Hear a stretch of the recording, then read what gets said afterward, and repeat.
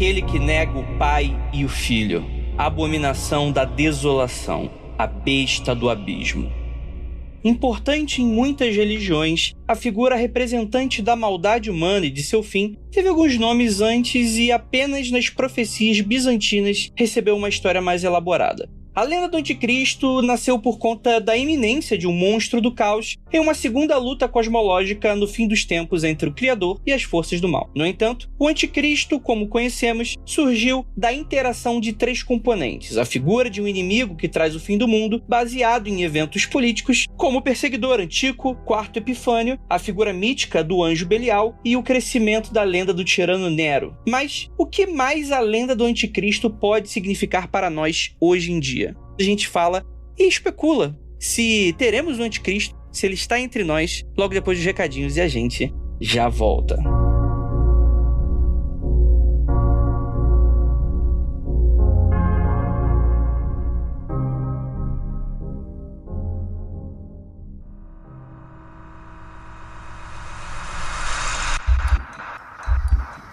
Não há nada de errado com o seu áudio.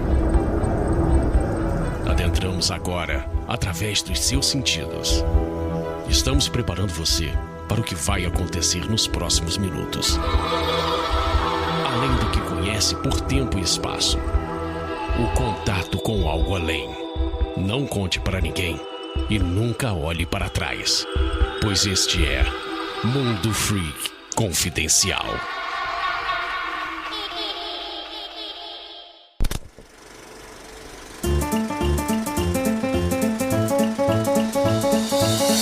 Chegamos aqui agora na área de recadinhos do seu Mundo Freak Confidencial. Muito obrigado por você estar aqui, com a sua paciência e sua audiência, sempre com a gente, semanalmente. Primeiramente, avisar que estamos no Twitter, a rede do passarinho, no @mundo_freak. Deixa lá um seguir, deixa lá seu RT. Na Twitch, aquela roxinha lá que tem as lives. Mundo Freak Confidencial, tudo junto, onde a gente faz reacts de vídeos fantasmagóricos e paranormales, tá? Temos lá o nosso Instagram, @mundofreak, onde temos diversos conteúdos, resenhas de livros, lives e muita coisa bacana. Vai lá, @mundofreak, tudo junto. Lembrando a todos que o Mundo Freak Confidencial é exclusivo do Spotify, o seu Spotify. Então deixa aquele seguir maroto, ligue as notificações para você saber em primeira mão quando sai um episódio novo. Exatamente, toda quinta-feira aqui com a gente, beleza? E agora bora pros anúncios de quarentena. Anúncios de quarentena.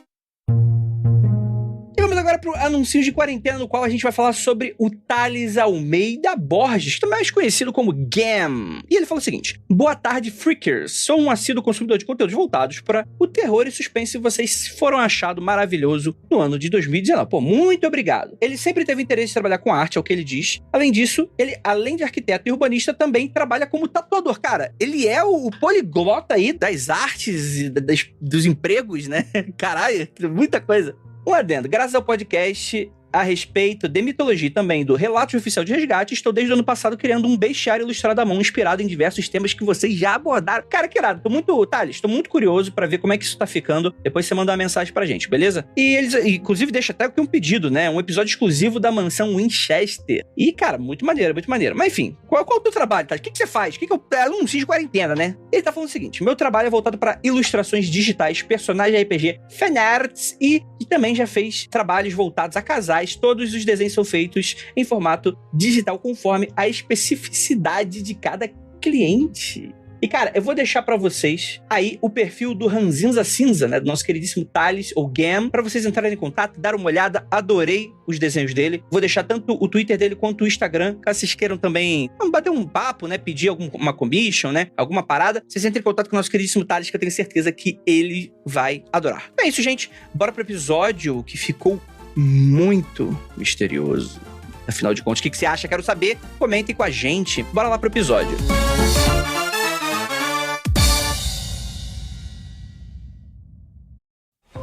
Listen to the 48 Hours podcast for shocking murder cases and compelling real-life dramas from one of television's most watched true crime shows. Go behind the scenes of each episode with award-winning CBS News correspondents and producers in Postmortem, a weekly deep dive. Listen to 48 Hours wherever you get your podcasts.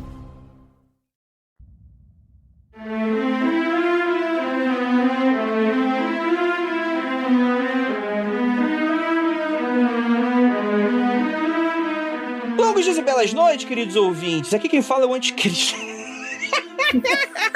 Não, peraí. Aqui quem fala é o Antedemon. Quem lembra desse maravilhoso trote? Antedemon é classiqueira. Saudade, hein? Saudade passa trote. Meu nome pode advir de Antedemon, que é uma clara referência que talvez eu possa ser o Anticristo, porque Anticristo tem vários, né? Eu sou Andrei Fernandes e hoje vamos falar dele, do homem, só que do homem lá de baixo, né? Como diz a Xuxa, quando você vira ao contrário o disco, né? O homem lá de baixo vai te dar? Exatamente. Vamos falar do Anticristo, aquele que vai trazer danação e vai contra os milagres do Pai. De quem, Pai? Não sei, eu vou descobrir nesse episódio. E pra nós já temos aqui o nosso queridíssimo Rafa Jacona. Gente, fiquem tranquilos que se algum da equipe do Mundo Freak fosse o Anticristo, eu teria identificado. Eu só não conheço o Lucas pessoalmente, tá? Então o Lucas talvez, mas o Andrei definitivamente não é. Ele é cansado demais pra isso. Verdade. Esse seria o Anticristo que, tipo assim, falha porque tá com preguiça demais pra começar o fim do mundo. Exatamente. Imagina que trabalho, acabar com o mundo. Porra, mó rolê, mano. Porra, demais, mano. E temos aqui nossa queridíssima Juliana Puzilaco. Tudo bem, gente? Mas olha, o Anticristo é quem você menos espera. Olha aí, rapaz. Então é a Gabi, tá aqui nesse episódio com a gente. Droga, descobriram minha identidade. Consegui mantê-la em segredo por 30 anos, mas agora fui desmascarada ao vivo no Mundo Freak. Oi, gente. E temos aqui ele, o pai do Anticristo, o réu. Eu acho, inclusive, que deviam legalizar um partido do Anticristo no Brasil. Caralho. Eita porra, trazendo polêmicas. Ih, quem seria o maior candidato? Qual seria a maior expressão do partido Anticristo do Brasil? O Toninho do Diabo? Vai ter que ter a eleição, pô. Ai, meu Deus do céu. Mas, gente, Anticristo, né? Ele é uma figura bastante conhecida porque ele é amplamente difundido. Não. Porra. A gente vai discutir quem pode ser o Anticristo. E você me fala, ele é uma figura bastante conhecida? Tá, eu entendi. Ficou ambíguo pelo tema, né? Mas é um ícone bastante conhecido, né? O conceito de Anticristo, né? Exato. Real, aí o Real trouxe pra brilhantar a ideia. Mas eu acredito que pouca gente conhece a fundo o que seria essa figura. E antes da gente começar esse podcast de fato, eu queria apenas deixar um aviso, porque assim, eu acho que, pelo que eu tô vendo aqui das carinhas, eu acho que não tem nenhum cristão ativo aqui nesse podcast. Tem algum? Levanta a mão. Não tem. Eu sou cristão, mas não vou na igreja, não. Não, mas isso é só igual a todo brasileiro. Isso aí é tranquilo. É não praticante. O brasileiro cristão tem 3 características. Não vai à igreja. Eu tenho um terço aqui na mão. Sobre o tema, eu já tô com um terço aqui na mão pra me proteger. Tem uns aparatos cristãos pra mostrar que é cristão e discute com o Papa no Twitter. São essas 3 características que fazem o cristão brasileiro. Isso. E quando o bicho pega, pede ajuda pro amigo macumbeiro. Mas isso é padrão, pô. Isso, daí você quer falar que tem aquele cristão que vai no centro espírita, né? Vai no terreiro, vai na igreja evangélica, vai em todos os lugares. Vai tudo. Mas isso é cultura brasileira. Aliás, vamos louvar os terreiros desse Brasil que recebem de braços abertos todo mundo que fica falando mal deles. Aí depois vai lá e faz caridade e fala assim, não, deixa eu receber esse desgraça que tá cheio de encosto aqui. Vamos tirar e vamos cuidar dessa pessoa. Então, muito obrigada, viu, terreiros do Brasil? Nós amamos vocês. Isso aí. Mas antes de qualquer coisa, esse aviso ele tem que ficar muito claro. A gente não é cristão e o Anticristo, por mais que as pessoas muitas vezes achem que não tá, mas tá na Bíblia, né? Então, muitas pessoas podem acreditar no Anticristo de boa, né? Faz parte da escatologia religiosa, a coisa toda. Então, tipo assim, a gente vai rir, a gente vai brincar, a gente vai... Mas a gente vai falar muito dessa origem, mas a gente vai falar muito amplamente dessa cultura pop. E, tipo assim, o objetivo não é ofender a crença de ninguém, nem nada disso, mas a gente vai meter o louco de vez em quando, então você já sabe, você já conhece o Mundo Freak. Vou falar um negócio aqui que talvez muita gente tá ouvindo aí que se acha cristão, talvez seja, não saiba. Eu acredito que saibam, porque são cristãos direitos, são cristãos muito melhores do que eu jamais fui. O Anticristo, ele é cristão. Eita! O Anticristo não é de fora da Bíblia, porque tá escrito na Bíblia que o Anticristo é do seio bíblico. Ele está dentro da igreja. Tem vários teóricos do catolicismo que alguns dizem até que o Anticristo é o próprio Papa. Um deles, não se sabe qual, mas definitivamente o Anticristo é um cristão, não é alguém apóstolo, não é alguém de fora do círculo, do círculo, entendeu? É alguém que enganaria a todos, né? Tem um pouco disso, né? Que vai falar no nome de Deus e, na verdade, ele quer dar o bote. Ele quer dar o bote, tá com o cu dando bote, menino. Eu acho que é interessante, né, como o Andrei frisou, que a gente não vai ter uma leitura da Bíblia ou do anticristo tal como um teólogo, né, ou como um cristão, mas sim mais por um lado da história, né, que daí você acaba se distanciando um pouco, ou até da linguística, que você estuda a tradução, mas por muito tempo não existia uma visão coerente, né, sobre o que era o anticristo dentro de uma tradição cristã. Essa imagem que a gente tem hoje, que é permeada, pensando fora da religião, muito pelos produtos midiáticos, ela demorou muito e muito tempo para ser consolidada, até porque o anticristo, por muito tempo, ele não era necessariamente uma figura sobrenatural, né? Ele poderia ser, assim, um agressor humano. E é a primeira vez que ele aparece, não é nem como anticristo, remonta à tradição hebraica. E daí é voltado muito a uma ideia de invasores ou de homens agressivos que entram e que invadem, que poderiam ou não ter uma esfera sobrenatural maligna. Muito depois só que ele adquire essa camada de filho do diabo ou de ser realmente um anticristo, né? Um opositor de Cristo. Acho que no princípio ele não era nem uma pessoa específica, né? Tipo, se você chamava de anticristo, todo mundo que se opunha, né, à doutrina cristã, ou que ia contra os preceitos da igreja, era taxado de anticristo. Tipo assim, era isso que a gente tava falando. Anticristo era um conceito, né? Digamos assim. Você se encaixa no conceito de ser anticristo pelas ações que você tem, né? Mas eu acho que, tipo assim, começar a relacionar o termo especificamente a uma figura histórica, a uma pessoa, foi bem depois, né? Isso. Não necessariamente, porque isso já tá ali na Bíblia, sobre o rival, né? O opositor. Porque o anticristo, na tese, assim, na ideia da maioria dos religiosos, ele não é necessariamente o demônio. Pelo contrário, ele não é o demônio. Ele é quem serve ele e faz as coisas ao contrário de Deus, né? Ele é um opositor, né? Ele tá ali para fazer. Tanto que a maioria das coisas do anticristo, quando vai falar sobre coisas de anticristo, que a cultura pop é cheia disso, ele sempre faz as coisas ao contrário do que Jesus fez. Tipo, ou ele vai tentar fazer a mesma coisa de forma parodiada. Deus vai querer que os seus fiéis sejam marcados na testa e na mão, né? E o anticristo vai querer marcar também a testa e a mão da galera. E é sempre uma coisa desse tipo. Ele vai querer concorrer, substituir. Ligada com a ideia de heresia, né? De você pegar um símbolo e subverter isso, né? Você fazer uso disso, né? Como o Rafa tá falando das marcações, enfim, do corpo, e você subverter isso. Então, o anticristo também, ele tá muito intimamente ligado com a ideia da heresia, né? A ideia mais pura da heresia, né? Que é pegar esses símbolos sagrados e transmutar os significados deles, né? E é bem interessante a gente pensar que a origem do anticristo mesmo, ela remonta ao livro de Daniel na Bíblia, mas o termo em si, ele só aparece nas epístolas de João lá no Novo Testamento. No livro de Daniel, muito se especula sobre o que ou quem ele estava falando. E a ideia, em consenso, né, não que seja verdade absoluta, era de que era o rei Seleucia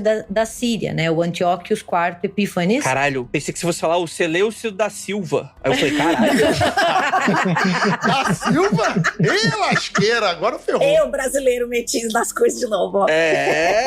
Que capturou, daí faz o sentido, ele capturou Jerusalém em 168 a.C., massacrando e escravizando a população. E o livro de Daniel foi escrito depois desses acontecimentos, então é considerado um texto inaugural desse imaginário, dessa figura. E como o texto é escrito como profecia, muito é levado em consideração que o que aconteceu depois é um cumprimento dessa profecia. Daí, quando chega João lá no Novo Testamento, isso a gente tá resumindo, né? Assim, tipo, simplificando algo enorme, assim. E que já foi amplamente debatido em milênios, né? E que ninguém chega no consenso. Exato, é só um breve resumo, considerando que a Bíblia tem tradução, que a Bíblia é usada para diversos outros motivos, né? Mas quando o João, daí lá no Novo Testamento, usa o termo anticristo, ele usa, como a Ju falou, para atacar desvios doutrinários dentro do cristianismo. Então, o anticristo é um mentiroso, um impostor, aquele que não reconhece a encarnação de Cristo. Então, você começa com uma prática de atribuir o papel de anticristo a adversário de Cristo, né? Comumente eram vistos os judeus, por já ter uma tradição, né, antissemita ali, mas que vai florescendo. Então, assim, o anticristo, ele é o opositor da cristandade, ele é o opositor de Cristo, e você começa a ter essa amálgama dessa figura que chega até nós. Esse negócio da heresia me lembrou, né? Por exemplo, acho que o exemplo que a gente pode pegar mais concreto, digamos assim, para falar da heresia, né? Então, por exemplo, Cristo, né? Como é que ele veio para a Terra? Ele foi concebido por uma mulher que seria virgem, e que ele foi, né, colocado dentro dessa mulher pelo Espírito Santo. E aí, o que você fala? como é que vem a ideia do anticristo? O anticristo vai nascer de uma prostituta, ou seja, né? Você pega exatamente e vira ao contrário, entre aspas. Então ele vai nascer de uma prostituta, filho de um demônio ou filho de uma figura demoníaca, e aí ele vai nascer, e obviamente que é mega detalhado a relação sexual, cheia de, ai meu Deus, coisas picantes, pipipi, porque você tem que mostrar que isso não é sagrado, que não veio de uma forma sagrada como veio pra Maria, e aí você tem o nascimento do anticristo no mundo, a vinda do anticristo pro mundo. Então esse lance da heresia, pra vocês terem uma ideia de como isso é espelhado, né? Tipo, você bota ao contrário ali, e esse é um exemplo, acho que mais direto, assim, sei lá, que a gente pode falar. E isso é muito interessante porque dialoga um pouco com algumas interpretações mais da psicologia, né, para esse lado, que vão tentar dialogar que a figura de Cristo, ela era tão perfeita que ela precisa de um oposto, né, de um complemento. Então, é um espelho. Você realmente tem dois polos opostos, como a Ju falou. Se um nasce de uma virgem e o outro nasce de uma prostituta, são espelhos invertidos. É muito interessante pensar nessa construção dessa figura que chega até nós e é tão comum, né, por filmes e histórias em quadrinho, tirando todo o teor religioso, o anticristo agora é o filho do diabo, mas nem sempre ele foi isso, né? É uma figura muito complexa. Eu acho que historicamente a gente só foi ter, como elas estavam falando, tipo assim, a figura do anticristo era algo podia ser relacionado a qualquer pessoa, entende? Eu acho que ele só foi começar, eu acho que lá por volta ali do ano 70, por aí, né, depois de Cristo, ali no cristianismo primitivo, começaram as primeiras associações eu acho que primeiro com Nero, né, se não me engano, né, o primeiro cara que foi associado a, tipo assim, uma figura real, né, sendo apontada como anticristo, né? E aí, a partir daí, começou, né? Cada, sei lá, 100 anos aí, a gente tinha um novo anticristo aparecendo, né? Isso muito acontece real, porque a figura do anticristo, se eu não me engano, no Apocalipse, eu sempre esqueço o nome dos profetas. Um deles vai falar em anticristos, no plural, dando a entender que existe uma coletânea deles, de pequenos anticristos cometendo atos diversos. E o outro, que eu acho que é o João, um deles lá, no Apocalipse, vai dizer que tem o grande anticristo. Vai ter o Tchan. E esse grandão que vai ser o principal. E nessa ideia, o que o Hel falou é bem essa ideia de ter vários anticristos e eles estão querendo o quê? Eles estão querendo destruir para unificar os estados. É por isso que tem muitas dessas ideias. O anticristo era globalista, então, o anticristo. É isso que você está querendo dizer? Exatamente. Muita gente no naipe religioso diz, inclusive, que o anticristo nasceu na década de 50, se não me engano, e hoje em dia ele teria uns 60 e poucos, 60 anos. Nossa, tá novinho, né? Aparece na Bíblia e ainda tá enxutaço. A maior característica do anticristo é que ele sempre aparece no momento em que a pessoa tá falando. Ele nunca passa, tipo, porra, mano, o anticristo foi foda, foi há 1000 anos atrás. Não, tipo, não, o anticristo tá ali do meu lado, é meu vizinho. É foda isso, né? Que esse anticristo tá vindo desde a Idade Média, né? Ele não chega nunca, esse filho da puta. Opa, rapaz. É quem tá vindo a pé, né, tadinho? Não tinha Uber nessa época. Dó. É porque, se ficaram perdidos no deserto, que é pequenininho, 40 anos, o anticristo tá vindo de como? Tá vindo aí 2000 anos, tá perdido. Essa história do deserto é treta. Mas a ideia desse anticristo aí é justamente os últimos dias relatados na Bíblia. Muitos estudiosos dizem que os últimos dias são a partir do momento que Jesus morreu, os últimos dias começaram. Então, para Deus, o tempo não conta, é tempo ilimitado. Caraca. Sabe, não quer dizer que são 10, 20, 2 mil anos. É o tempo que Deus quiser, e todos eles são os últimos. Jacaúna, você já imaginou que se o Henri Cristo é mesmo o Cristo que voltou e o Toninho do Diabo que é o anticristo, cara? Isso eu tenho certeza que não é. Isso eu tenho certeza absoluta. Absoluta. Segurança total. Olha. Por quê? Se eu tenho certeza de duas coisas nessa vida, é que eu vou morrer e que Henri Cristo não é Jesus. É isso. E... não sei, hein? Não sei. Olha aí, hein? Não, eu falo com segurança. Pode botar no programa, com segurança. E nem que o Toninho do Diabo é o filho genético do demônio. Tá tranquilão. Genético, né? O genético, tá. Entendi. Mas esse que é o problema, Andrei. Se o anticristo, como muitas histórias, como a Gabi falou, a mãe dele literalmente transa com um demônio, tem que ter o DNA ali do demônio. Mas pai é quem cria. Mas fala isso pra José. Fala isso pra José. José que criou e ninguém lembra dele direito. Não, mas é verdade. Tanto que Jesus na cruz até falou, pai, por que me abandonaste? Falou, pô, foi Jesus, é porque abandonou ele, cara. Olha aí, tá vendo? Mas sabe que essa ideia que o Jacaúna falou sobre os vários anticristos, né? Como se pudessem ser vários, né? A gente tem isso lá até na Idade Média e na Idade Moderna. E muito se atribuía, às vezes, os anticristos aos povos bárbaros. Então também tem muito essa ideia da invasão, né? Da heresia. Então quando os povos bárbaros... E aqui, né? O termo povos bárbaros é bem leigo mesmo, né? Porque a gente sabe que bárbaros eles não eram. E não eram povos homogêneos, enfim. Mas estamos falando dos godos, dos hunos, dos mongóis, até dos turcos. Quando eles invadiram a Europa, né? Em várias ondas, eles eram identificados muitas vezes como os exércitos do grande dragão, como os exércitos do anticristo. E os seus líderes, às vezes, eram encarnações do anticristo. Fora dessa ideia do anticristo como filho do capeta, né? Mais como esse inimigo da cristandade. E é muito interessante a gente pensar que o anticristo ele ganha esse contorno mais de ser o filho do capeta, né? De ter esse poder destrutivo, de ser um só, quando a gente passa a ter uma teoria de mal unificado, que daí é centralizado no diabo. Enquanto o diabo ainda é uma figura muito, tipo, heterogênea, né? Com várias representações, não é o diabo que a gente conhece, não é o senhor do todo mal, o anticristo meio que corre na lateral. Eles se unem quando o diabo ali, né? Mais pra Idade Média, ele se torna o grande inimigo da cristandade. E daí que o anticristo vira meio que um minion dele, assim, sabe? Um minion poderoso. Enquanto isso, eles correm muito separados. Então, você precisa ter uma teoria do mal centralizado, de um mal que ameaça a cristandade, para você ter uma efetiva grande ameaça, né? Essa unificação do anticristo e não ter vários anticristos. Gabi, repara que dentro da sua fala, ela vai com aquela ideia justamente que eu tava comentando que o Helcom brincou, que o anticristo é globalista. É exatamente. Por quê? Qual era o medo dos bárbaros invadindo as cidades? Destruir a sociedade. Qual era o medo dos outros povos invadindo outros lugares? Destruir aquela sociedade. O medo de serem destruídos, modificados, invadidos, fazia dizer que o líder daquele povo era o anticristo. Enfim, o ser humano é sempre essa coisa desgraçada que é, se você não é do meu clubinho, você não presta. Eles têm o medo, né? Eles têm o medo de... O medo de que iam destruir a família tradicional europeia. É isso. É isso. Né?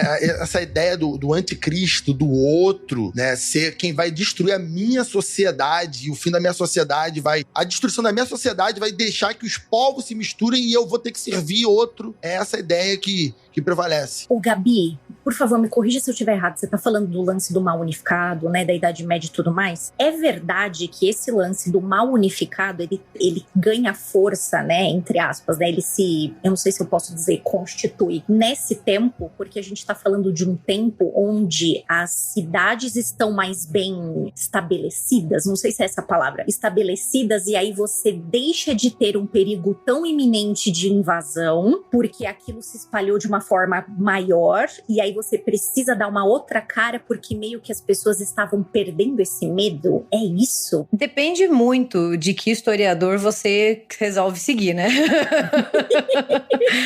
Tá. Mas assim, muito quando você vai conversar com o povo dos medievalistas e o povo da Idade Moderna, que vai trabalhar com caça às bruxas, vai trabalhar com perseguição aos judeus, né? Vai tentar entender por que cria, como é criado, né, entre aspas, esse grande medo desse inimigo em comum. E muito se fala de como esse grande mal, o mal existe, né? Ele existe no cristianismo desde sempre, então não é que ele é criado. E o diabo, ele é essa figura que vai sendo unificada, né? A gente fala como se fossem vários destroços de um navio que vão se unindo e o cristianismo vai pegando várias coisas e criando, né? Aperfeiçoando essa... Faz uma amálgama, né? Aperfeiçoando essa teoria do mal que desemboca no diabo, né? Que daí é essa grande figura de anarquia, destruição, de morte. E junto com essa ameaça cotidiana, a gente tem o aparecimento do outro monstro, que é o anticristo. Mas muito se fala que o diabo, ele se torna uma figura mais concreta, né? Que nem a gente estava falando, a partir do século XIV, que é quando a gente tem essas cidades, a gente tem essas centralizações, assim, falando de um modo bem geral, né, porque tem pessoas que se dedicam a vida inteira a fazer pesquisas assim, e só resumindo bem, mas que muito também se cria da igreja criar um inimigo em comum, né, ela se sente sitiada. Tem um historiador que eu gosto muito, que é o Jean Deluman, e ele tem um livro chamado que é a História do Medo no Ocidente, que ele começa no século XIV, ele é sensacional, que ele fala de como a igreja começa a se sentir sitiada e começa a se sentir cercada por vários perigos ao seu redor, maior e vai criando esses vários... Criando não, né? Dando voz a esses perigos. Ele é um historiador do catolicismo, né? Da cristandade. E ele vai falar que tudo isso se acentua ainda mais, né? Esse medo, esse mal... quando a Igreja Católica é confrontada pela Reforma Protestante. Daí ele fala que tudo se acentua, né? Porque ele vai por esse viés. E ele trabalha com vários pontos. Então ele lida com as bruxas, com as mulheres, daí ele lida também com os judeus para mostrar de como também foram vários os grupos atingidos em diferentes épocas que personificam esse grande mal. Mas para ele o ponto, assim, é a Igreja sitiada, a Igreja Católica que se sente ameaçada. E para ele é como se fosse o estalo, fosse a Reforma Protestante. Claro que daí tem vários antecedentes, né? As coisas não acontecem da noite pro dia, né? As pessoas não acordam um belo dia e falam assim, o capeta, o anticristo. Não, demora. Perfeito. A gente tem 2.000 anos de história. E só talvez um pequeno adendo para caso alguém esteja confuso, com uma dúvida muito pertinente, que alguém provavelmente vai falar, mas se isso vem desde os livros anteriores a Cristo, como é que o nome dele é anticristo? Os caras preveram, profetizaram a vinda? Na verdade, você claramente pode falar que sim. Mas a ideia é que você não tem o termo anticristo antes de Cristo, né? Você tem interpretações do que seria esse opositor, como a gente está falando. Mas isso é muito importante porque essa característica que a gente está falando, ela talvez seja uma das principais. O anticristo é sempre aquele inimigo atual, mais mundano. Não é exatamente aquela presença inefável de Satã que tá ali pegando o coração. Meio abstrata, né? Tipo, o anticristo é o cara que tá lá, né? É o avatar, né? Encarnado, isso. Exatamente, da mensagem do capetão. Então, esse que é o ponto, Andrei. O anticristo não vai trazer a mensagem inicialmente do maligno, da besta. O anticristo ele vai trazer a salvação. Ele é o cara que vai trazer a paz pro mundo. Ele é o cara que vai unificar os povos. Ele é a música do John Lennon, tá ligado?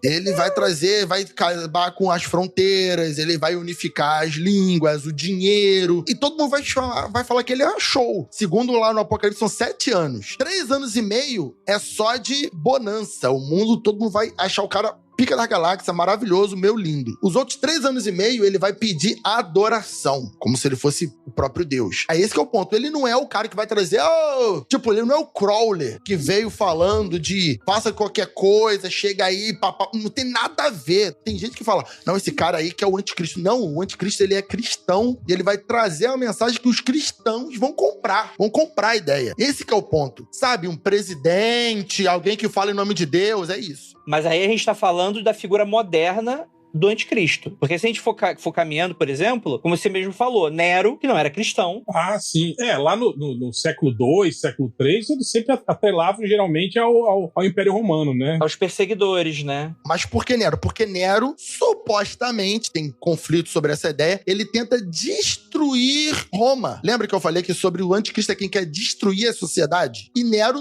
não foi que tocou fogo em Roma? Anticristo. Ele quer destruir, porque tanto que nessa teoria, vão dizer o seguinte, que o próprio Jesus não era contra Roma. Tanto que ele falava, dá de César o que é de César. Ele dizia para as pessoas serem bons cidadãos. Ele só ficava puto com outras situações. Então, supostamente, Roma, na visão de muito dessa galera leitores do Apocalipse, o anticristo viria de lá, né? Ela representava ali a besta e tal, mas era a queda de Roma que iria trazer o anticristo. O fim da sociedade deles, né? Porque era Roma que garantiria que o cristianismo funcionasse. É que como a Gabi falou, né, dessa coisa de você depois... A gente vai um pouquinho mais pra frente e vai vendo essas pessoas de fora como sendo possíveis anticristos. Nas cruzadas, isso também funcionava dessa forma, né? Então a gente tem, por exemplo, Saladino como uma grande figura de anticristo histórica, né? Por isso que eu falo que, tipo assim, essa é uma ideia mais concisa do que a gente tá falando aqui, que essa mitologia ela foi toda se unindo, né? Mas Saladino não era cristão, né? Mas era o cara que liderava os outros povos, né? Que de certa maneira unificava. Quando chegava e beleza, agora vocês são... Essa figura, né, meio paranoica, né? De que existe algo que vai destruir o nosso... Enfim, a família tradicional europeia do século...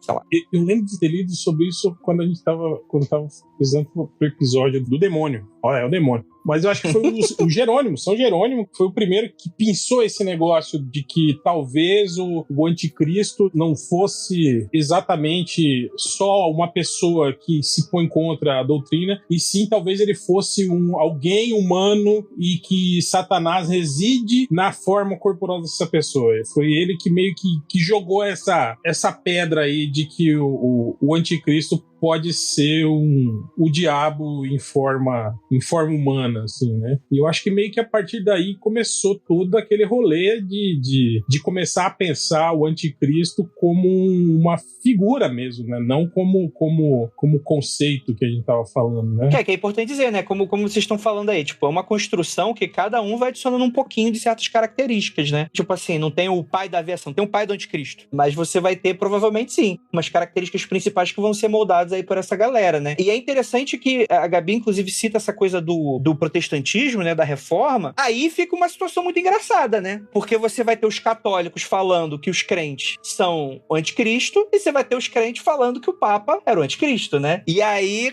começou a dar problema, né? Mas sabe que eu acho que pegando um pouco o gancho, assim, de como pros protestantes, né, pra Lutero, o Papa vira o anticristo, né? E de tudo que a gente já falou, de como Nero podia ser interpretado um anticristo, a gente tem, assim, um período de longa duração e a gente tem esse termo e essa figura que vai sendo reapropriada e ressignificada ao longo da história. Eu acho isso um dos pontos mais interessantes do anticristo em si, enquanto figura histórica, né? A gente não tá falando do anticristo enquanto uma figura religiosa, ninguém tá aqui analisando o cristianismo enquanto uma religião, né? A gente tá aqui vendo um ponto de vista histórico. É muito interessante ver como ele vai sendo reapropriado, ressignificado e chega até o século XX, até o século XXI de diferentes formas, né? E vai sendo assim, algumas coisas ficam, outras vão sendo puxadas de volta, né? Eu acho que é uma das coisas mais interessantes ver como ele também vai sendo acoplado por um tempo à figura do diabo, depois ele é acoplado até uma figura política, quando a gente vê mais para os séculos 20 e 21, é a maleabilidade do anticristo, né?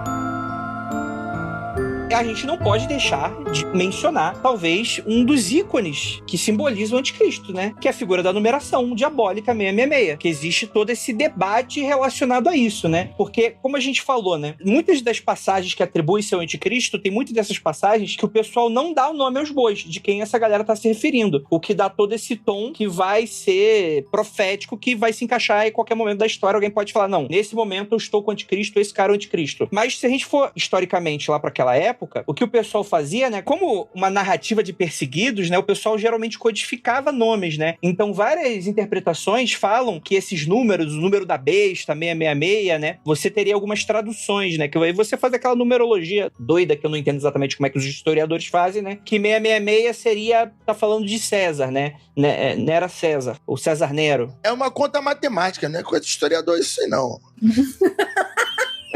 Então por isso que deve ter errado. Deve ter errado. Não foi a gente que fez essa análise, entendeu? Você pode ver que essa análise dos números, ela não veio da história, porque historiador não tem como surgir com essas coisas. É que tem aquela parada que você decodifica através de números alguns nomes, né? Os nomes, né, tem um cálculo matemático em que a junção daquelas letras resulta num número. Que depois teve uma certa correção, que esse número virou 616, e aí tem uma série de números que o pessoal atribui a esse tipo de coisa, né? Mas o 666 foi o que marcou a cultura pop, né? Mas você sabe quem que inventou o termo 666? Tipo, tem uma origem histórica pra quando o termo foi criado. Quando ele foi criado? Foi o Iron Maiden. No The Number of the Beast. Entendi. Por isso que eu não leva a sério. Eu prestando maior atenção aí. Eu falei, caralho, agora sim. O universo Marvel 666, né? Isso faz muito sentido, porque todo mundo, eu era um Maiden, grande banda, piriri-pororó, e agora o Bruce Dickinson fica falando a favor do Brexit e falando um monte de merda direitista, então ele realmente... Ele é o anticristo. O Bruce Dickinson é o anticristo. Ele é o anticristo, porque ele conquistou todo mundo e agora ele tá aí falando merda. É isso. Causando caos e destruição no mundo. Pronto, descobrimos. Pode fechar o programa. É muito divertido e às vezes triste você procurar no YouTube sobre anticristo e sobre 666. Nossa, é muito lixo. Você vê umas análises muito boas de gente séria, de caras assim, doutores no assunto. Não muitas, Rafa. Você tá sendo legal. Não muitas. Não, tem muito lixo, mas assim, no topo do lixo tem coisa boa e tem coisa que é bizarra, mano. que tu fala, caralho, de onde o cara tirou que o anticristo é de tal religião? Não, porque eu li no Alcorão e tá escrito lá. Aí eu falei, não tá isso no Alcorão, arrombado. Ele falou o número do Alcorão, botei no Google. Nem existe aquele número do Alcorão. Falei, filha da puta, rapaz. Caraca, o cara falando no programa, o cara tem um programa de 2 milhões de pessoas no YouTube. E falando que, eu falei, rapaz, como pode? Aqui eles falam sobre o 666, sobre o Irineu, né? Irineu. O cara do meme. Não é o cara do meme, é o... Caralho. Falando aqui, ó, por volta dos... Ele não sabe nem eu. Do século II, ele refere-se ao anticristo como... Ele usa o número 666, e aí ele entre os nomes possíveis, decodificado 66, ele usa o Latinus, que é latim, né? Ou que significava pertencente ao Império Romano. Então é isso que a gente falou, que tudo nessa época girava em torno do Império Romano e da ameaça que ele representava, né? Uma coisa que a gente acho que não fomos claros exatamente sobre isso é que o anticristo, ele representa o fim dos tempos, o apocalipse, a revelação final. O anticristo, o grande anticristo, ele está totalmente vinculado com a volta de Jesus Cristo. E com uma série de acontecimentos meio que obrigatórios para que o anticristo se apresente. Tem um roteiro, né? Tem um roteiro, exatamente. Então não é qualquer guerra, não é qualquer doença, porque de guerra e doença teve a história inteira, né? Mas é um conjunto de coisas que acontecem numa sequência muito específica e que alguém vai salvar esse mundo aí. E esse talvez aí seja o tal do anticristo. Eu não sei porque a pessoa se preocupa, né? Já tá escrito já. Por que a pessoa se preocupa com essa porra? Isso que eu fico curioso às vezes. Não, porque tem que evitar. Cara, tava vendo esse lance, aquela parada de refazer o templo em Jerusalém, aquele lance todo. Nada mais é do que, se isso acontecer, é um dos sinais do fim dos tempos. Basicamente, querendo construir o templo de Jerusalém, as pessoas querem o apocalipse. Eu acho legal quando eles misturam com aquelas profecias do Nostradamus, que ele fala do cara, do turbante azul, e não sei o que. Aí, tipo, toda vez os caras buscam alguma referência com relação a isso. Eu lembro que a última vez que eu tinha visto era essa galera que é anti-ONU agora. Agora tem a galera que é contra a ONU, né? Que a ONU é globalista e tal. Que a ONU tem a besta do apocalipse na frente lá. Os capacetes azuis, né? Eles falando dos capacetes azuis da ONU, né? Que simbolizariam o anticristo e não sei o que. Caralho. Baniu o azul, né? Pra nunca mais ninguém chamar de anticristo, né? Esse chato do cacete. Então o Roberto Carlos é o anticristo. Porque ele só usa azul, ele só quer usar azul. Pois é, assim como o Napoleão, né? Ele era o anticristo, né? O mundo ia acabar lá naquela época, né? Olha aí. Não, e vocês percebam, né? Se a gente for ainda falar sobre simbologia de cor, o azul ser o anticristo, a gente não pode esquecer que o azul era um dos pigmentos mais caros para se ter, né? De se fazer, e não era qualquer pessoa que tinha uma roupa azul. A roupa azul, antes da roupa, porque todo mundo acho que tem um pouquinho no imaginário, né? O rei com a capa vermelha, né, coisas douradas. Mas muito antes disso vem o azul, porque o pigmento para fazer azul é muito caro. Então não é qualquer um que tem roupas azuis. Então tem também um lance de, olha, então, os grandes impérios e os grandes governos, por terem essa grana e por poderem ostentar isso aí, teria o azul, por exemplo. Então a gente pode usar esse lance da interpretação das cores também, né, do significado das cores e quem usa essa cor, né, quem tem o poder, entre aspas, de usar, de ter roupas ou ter representações em si, símbolos em si dessa cor. É tudo um símbolo de nobreza, né? O sangue azul e tal, vai toda com essa pompa, né? Então, assim, o anticristo, ele vai ter que aparecer e meio... Ah, e detalhe, a profecia diz que o anticristo ele vai ser ferido de morte, mas ele não vai morrer. Vocês estão pensando que eu tô pensando? Tipo um milagre, tá ligado? Ele vai ser ferido de morte, mas aí que tá o lance. Mas não é qualquer feriventa no umbigo aí, não. É o ferido de morte na cabeça. Na cabeça. Ah, é? E ele não morre. O que eu ia falar é que não bate porque você falou que iam ter 3 anos e meio de fartura, né? De bonança, de salvação. Ah, é verdade. Já descartou já, Andrei. Cancela a interpretação. Por exemplo, o Napoleão, ele foi também dito como anticristo justamente por quê? Porque ele toma o poder da igreja pra ele, né? O Papa vai coroar ele toma a coroa do Papa, esse auto-coroa, imperador. Então ele tira o poder da igreja e ele se coloca no centro da igreja. Eles colocam como o grande líder. Foi ousado. Ousado. Todo mundo sabe que o que você tem que fazer quando você quer tirar o poder da igreja é criar a sua própria igreja, né? Como todos os outros povos fizeram, né? Como a Inglaterra fez, tudo mais. Exatamente.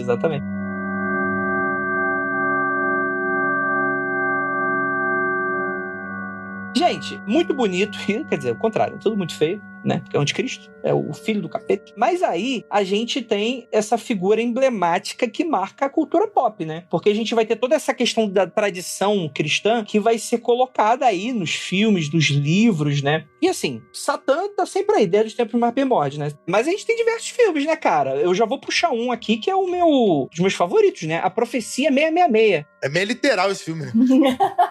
Não, mas a gente tem duas características infernais aí. Uma delas é o anticristo, outra delas é a criança encapetada. Que quando se une, por isso que se torna um filme tão clássico, né? Não, e sabe o que é legal da Profecia?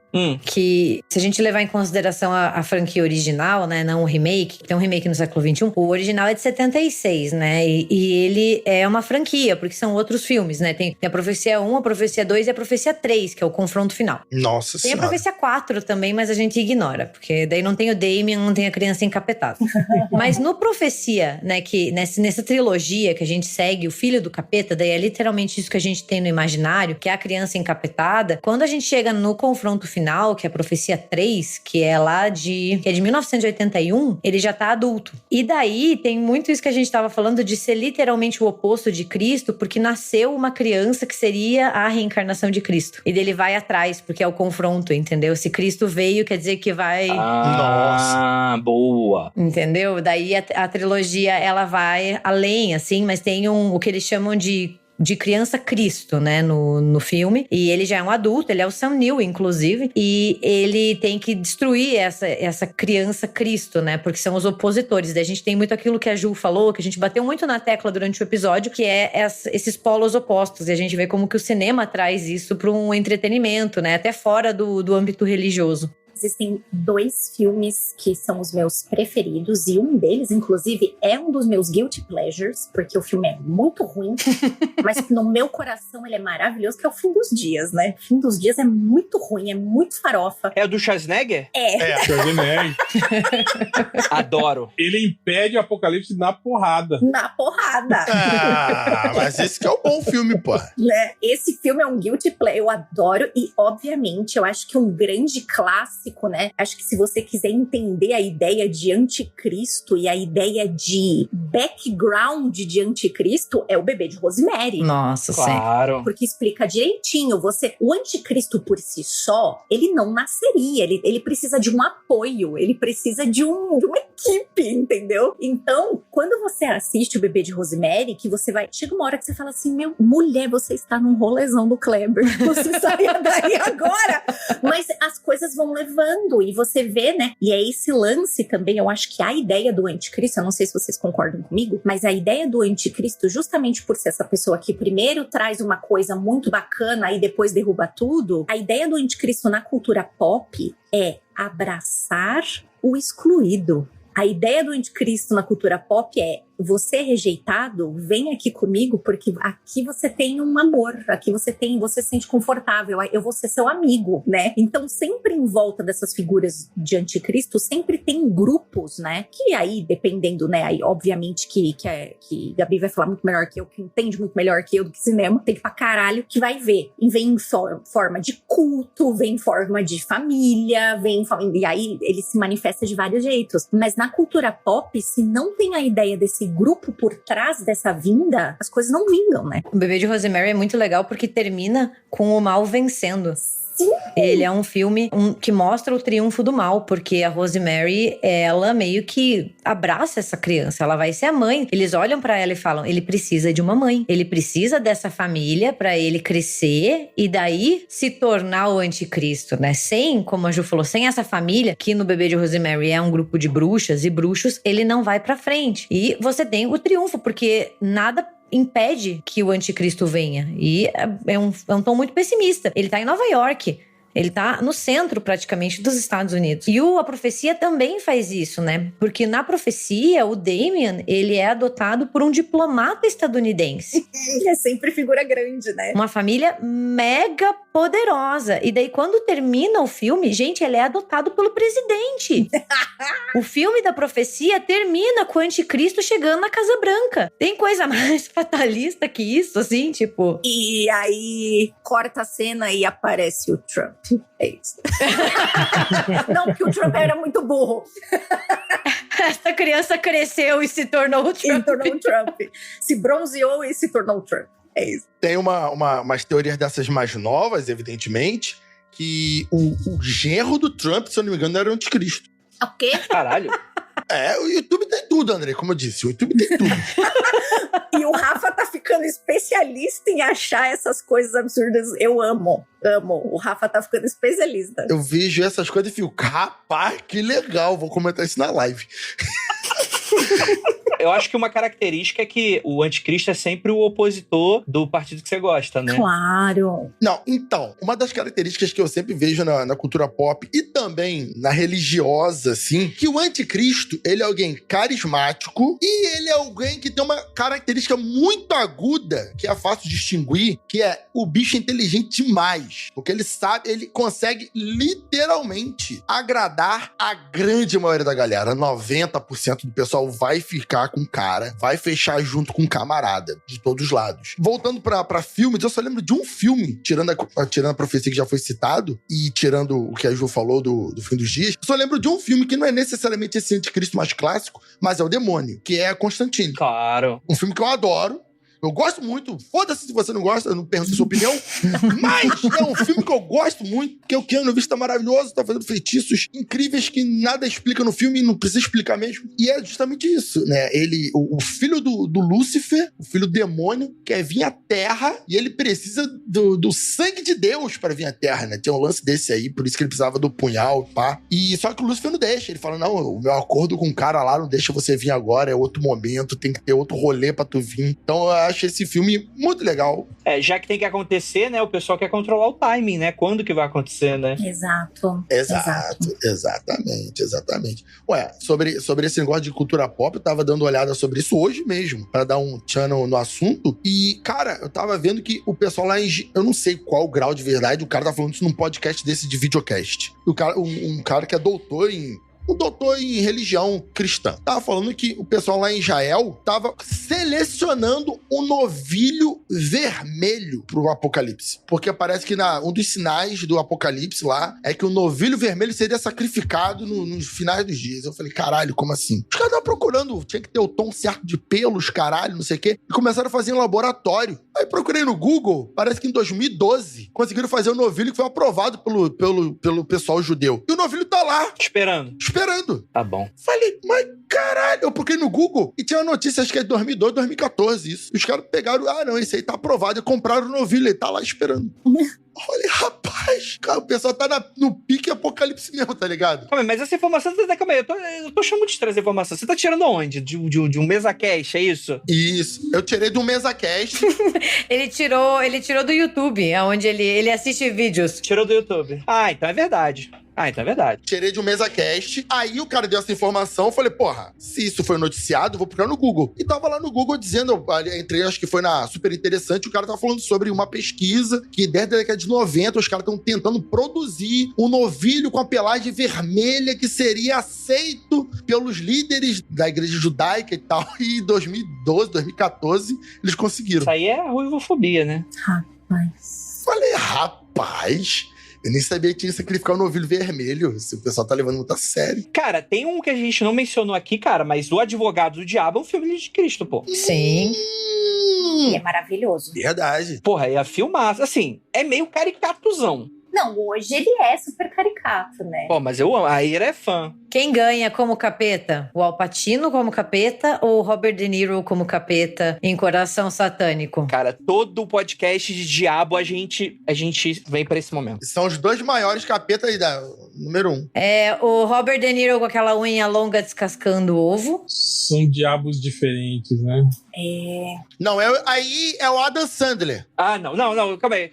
Eu vou tirar o Rafael. Vou mutar o Rafael. Que é o Little Nick, pô. Que é o Little Nick, o diabo diferente. O réu que chamou ele. Com certeza. Melhor diabo. O De Niro é legal, assim, ele é comedido, né? Aquele cara ardiloso, né? E já o demônio do Pacino é aquele expansivo, né? É legal também. Mas você tá esquecendo um filme aí de anticristo aí, que é o Hellboy, né, cara? O Hellboy é o anticristo. Ah, verdade, pô. Ele tem a chave do Ragnarok na mão, né? Que é a mão dele Exatamente. de pedra. E simplesmente ele não deflagra o fim do mundo porque ele não quer. Ele quer curtir de boa. Ele quer ficar... Porque ele é apaixonado. É que o amor, ele transfere universos. O amor constrói. Nos filmes, né? No filme que tem esse rolê dele. Eu adoro os filmes, mas o quadrinho, ele é o meu Hellboy. Sabe por que ele é o meu Hellboy? Porque é só preguiça. Sim, exatamente. O Hellboy do quadrinho, ele é um maluco sem saco pra galera naruteira. Ele é o Shikamaru dos quadrinhos. Ele, tipo assim, porra, aparece um monstrão gigante, ele não vai pra porrada como se fosse filme da Marvel. Ele fala, porra, que saco. De novo. Aí ele fica meia hora tomando pau. Tem que matar esse bicho, cara. Tem que dar um trabalho, né? É, tipo, cara, que merda, toda hora essa porra, mano, tem que resolver esse caralho. A primeira minissérie que saiu lá, que é o Sementes da Destruição, que ele enfrenta o Rasputin, né? O Grigori Rasputin, renascido, né? Tentando trazer os demônios ancestrais de volta. Aí ele tá lutando no meio da batalha, o Rasputin tá se desfazendo, o corpo dele tá se esvaindo, né? E aí o Rasputin fala assim, peraí, cara, você não quer saber quem que você é? Por que que você tá nesse mundo, né?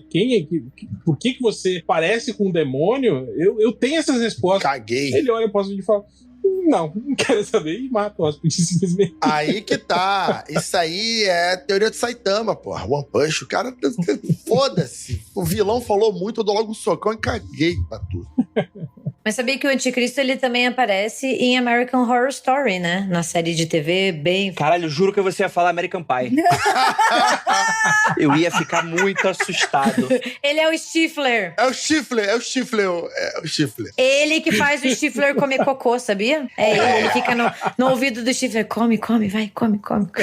Isso aí, uma American Horror Story, né? Ah, verdade, a primeira temporada, né? Em American Horror Story, na primeira temporada, eles estão tentando fazer com que o anticristo nasça, né? E ele precisa nascer de uma relação sexual entre uma pessoa viva e uma pessoa morta. Faz sentido porque a casa, que é a casa assombrada, tem pessoas vivas e mortas, e os fantasmas e os vivos interagem. E daí ele volta no apocalipse, já crescido, pra daí, justamente, como diz o nome da temporada, causar o apocalipse, então... Cara, essa primeira temporada eu achei incrível, gostei muito, mas não lembrava. Tem muitos anos que eu assisti, não lembrava que era essa parada, não. É uma das minhas preferidas, a primeira. Eu gosto muito, muito, muito da primeira e da segunda, muito mesmo.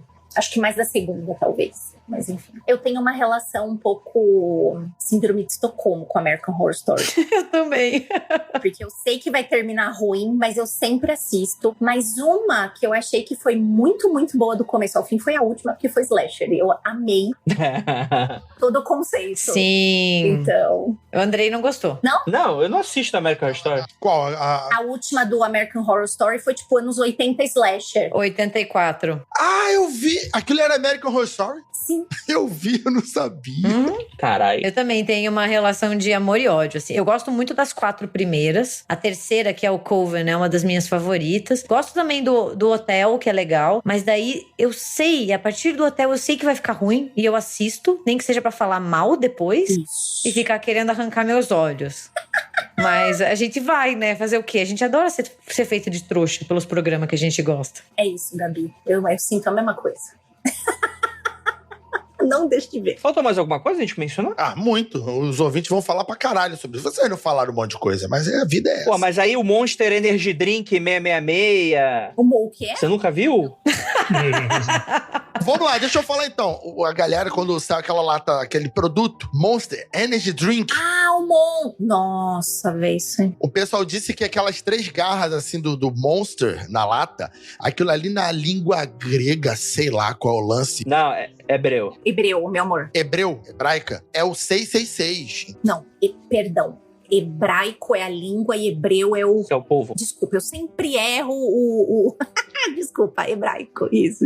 pessoal falava que aquilo ali era, vídeo no YouTube sobre isso aí, rapaz, várias pessoas passando vergonha. Falando que era pra jogar tudo fora nas lojas, porque era de cima do demônio. É a bebida do jovem, olha lá, é a bebida do jovem. Mas daí a gente entra, por exemplo, se você escutar Xuxa ao contrário, ou se você olhar e ler o rótulo da Coca, tá escrito Alô Diabo, não é Coca-Cola, tá escrito Alô Diabo. Exatamente. Inclusive, uma coisa que eu achei bem legal nesse sentido foi que a maioria dos mesa-casts ou dos programas próprios que os caras falam sobre isso, eles falam, olha, eles falam exatamente isso, não é na vacina que vai vir marca do anticristo, porque pra você receber a marca do anticristo, você tem que aceitá-la de bom grado. O anticristo não pode botar a marca em você obrigatório. Você tem que negar a Deus pra ter a marca. Não pode. Isso não é tipo, tu bebe na água e aceitou o anticristo. Não dá. Não dá. Isso vem, sabe no que vem em forma, Rafa? Em forma do li aceita os termos apresentados. É isso.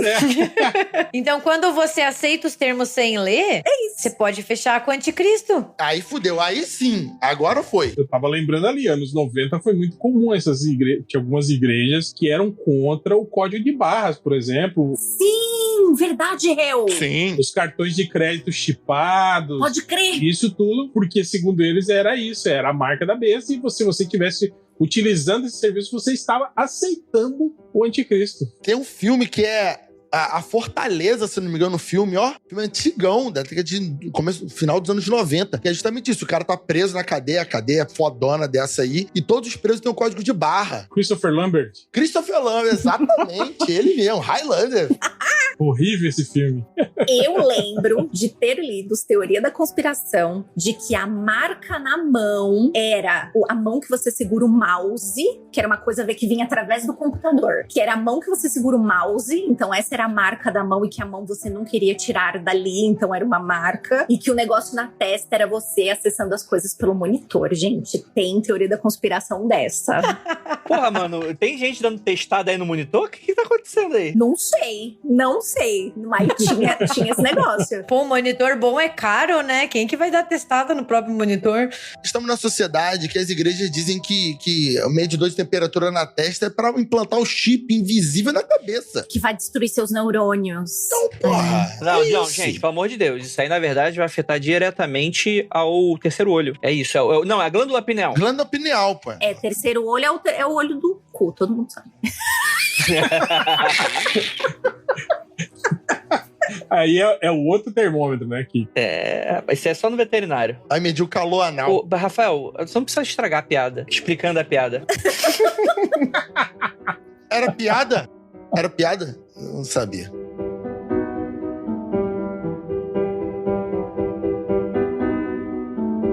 E com isso, gostaria muito de agradecer a todos vocês que chegaram até o final desse episódio, com essa equipe incrível aqui. Fiquem tranquilos que o Rafael vai voltar pra geladeira, a gente vai ficar muito tempo sem voltar. Que isso? Então vocês podem ficar tranquilos, tá? Ele só estragou esse. Que absurdo. Tem outros 10 aí tranquilos sem ele, aí depois ele volta de novo. Olha só, deixa eu dar um recado aqui e não vai cortar, Murilo. Vai deixar isso. Olha só, não adianta... Tu tá pagando ele? O Murilo é meu amigo. Murilo é meu amigo. Ah, é? Teu amigo? Tá bom. Não adianta me mandar mensagem no Instagram, no Twitter, DM, falando, Jacaúna, eu tô com saudade de você no programa. Sinceramente, muito bom saber disso, mas... Se você quer me no programa, manda mensagem pro Andrei Paíra, marca o Mundo Freak, é isso. Mandar mensagem pra mim, só massageia meu ego, mas não me ajuda em nada a voltar a gravar, não. É isso o recado. Vai aparecer aí na frente da casa da Iri e do Andrei uma manifestação com cartazes. Jacalovers. Hashtag Jacalovers. Vai aparecer uma pessoa. Que horror, Andrei! Não sendo eu, já é lucro, já apareceu alguém. Eu ia fazer uma piada, mas ia ficar muito pesado. Gente, é isso. Muito obrigado pra todos vocês ficarem daqui. E é aquilo, não olhem para trás.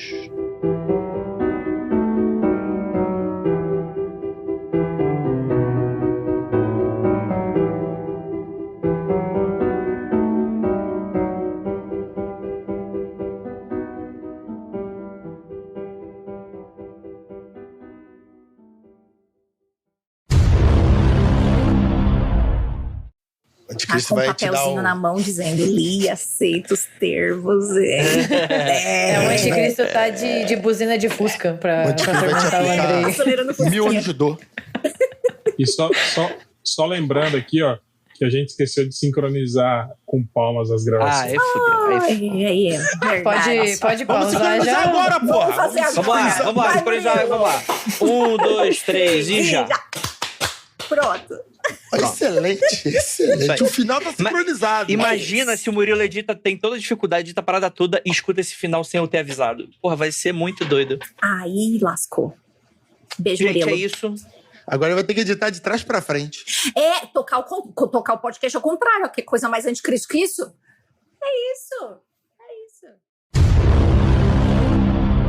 Eu fazia, né? Como eu era uma galera perseguida, né? A gente tá falando aí de um cristianismo... Caralho, Fusca, filha da puta! Caralho, essa porra de um Fusca aqui na rua, caralho! Deve ser da gravação, porque aqui eu não tô ouvindo nada de Fusca, não. É o anticristo, ele tá chegando de Fusquinha pra te pegar. E você sabe que o Fusca é um carro alemão, né? Nem vazou. Mas a gente O anticristo tá vindo te pegar. Fica bravo. Porra, mas é... Enfim, foda-se. Então... mundofreak.com.br